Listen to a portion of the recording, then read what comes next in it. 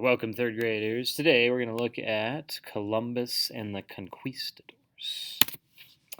So here we see a map of Christopher Columbus's voyage from Spain to the New World. When we say New World, we're looking at this part of North America where we live today. We have the United States and then Canada up above. Here's some questions to think about. This should be a review. What area was Christopher Columbus hoping to reach? Why was Columbus eager to find a shorter route to the East Indies? Why did King Ferdinand and Queen Isabella agree to sponsor his voyage?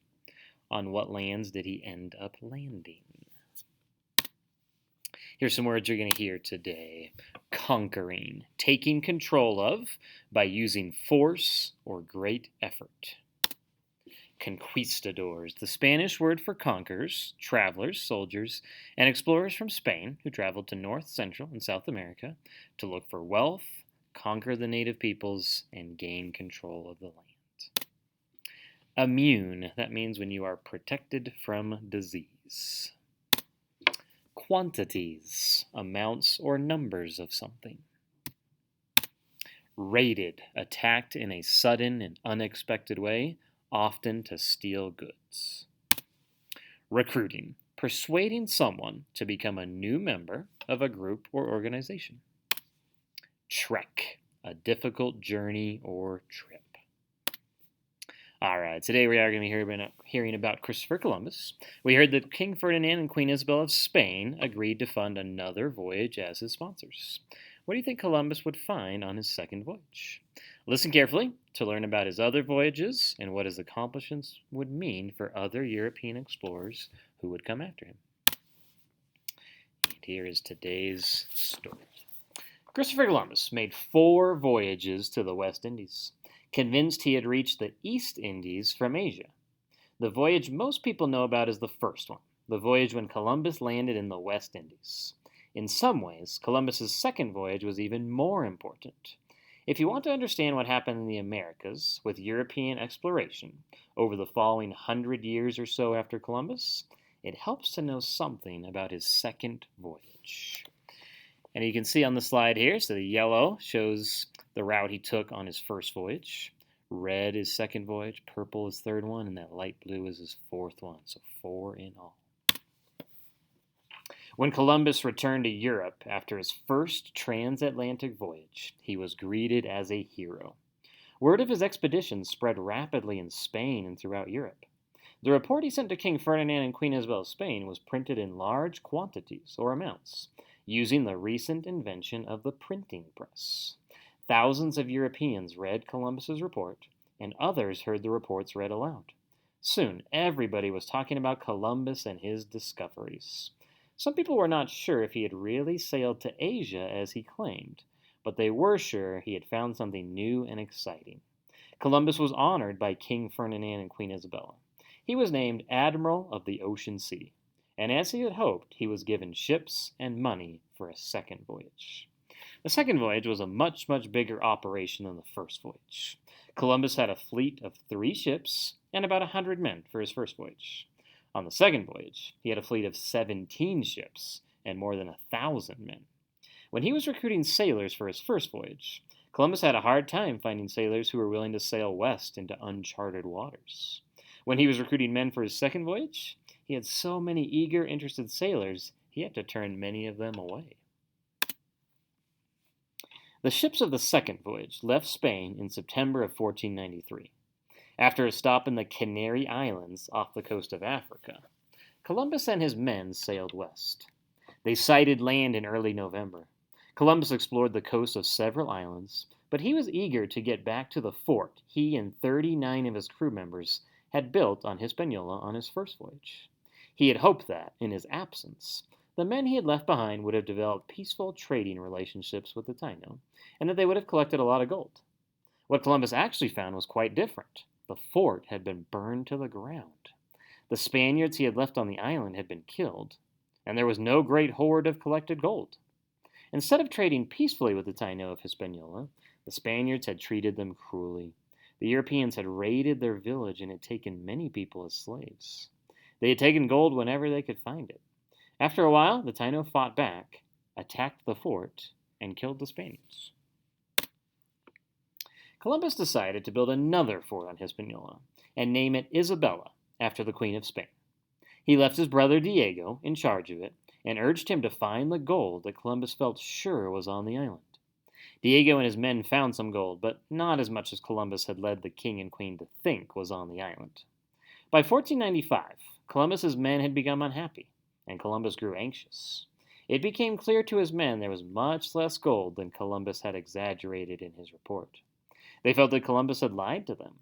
Some of them had already sailed back to Spain to complain about Columbus's exaggerations in leadership.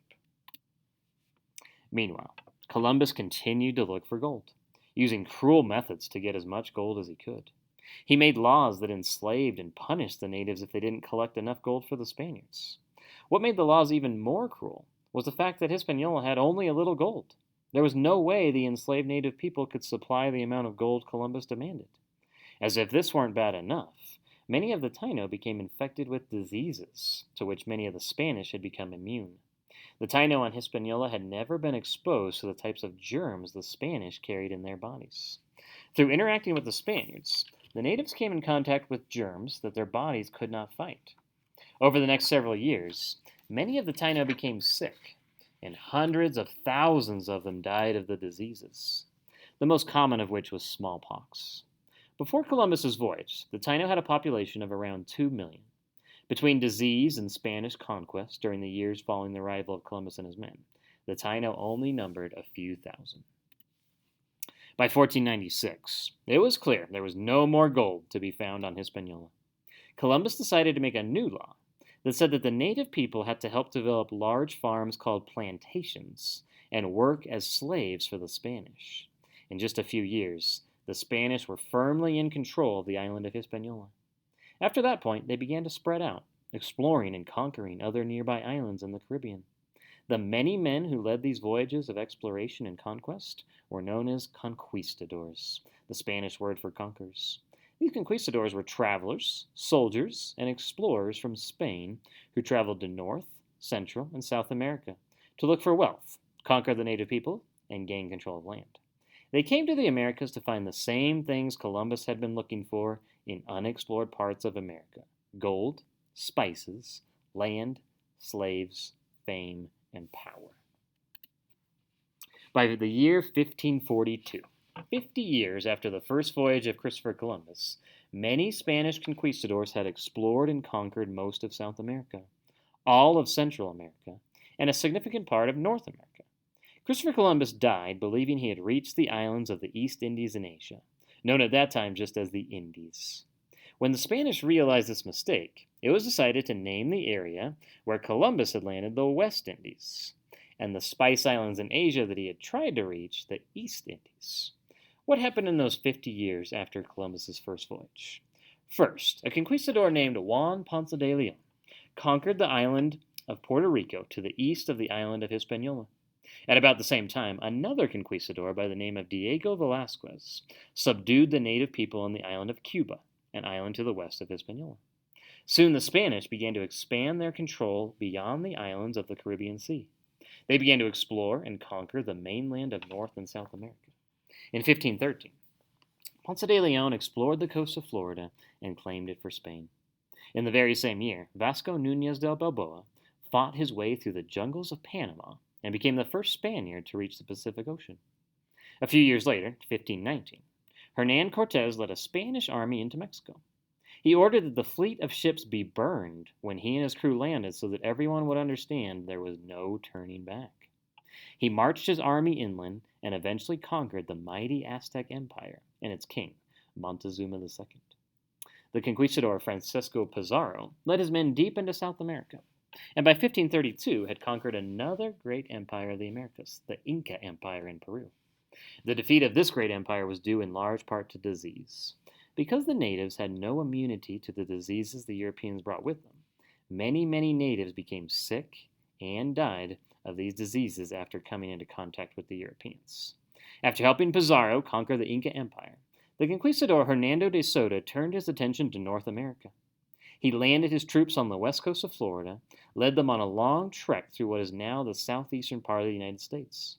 At about the same time, Francisco Vasquez de Coronado led an army of Spaniards north from Mexico into what is now the southwestern United States, hoping to find the city of gold that he heard about. In the following read-alouds, you'll learn about the journeys of these conquistadors, other explorers, and hear about their bold ideas, their voyages, their struggles in search of gold, and their interactions with the Native Americans.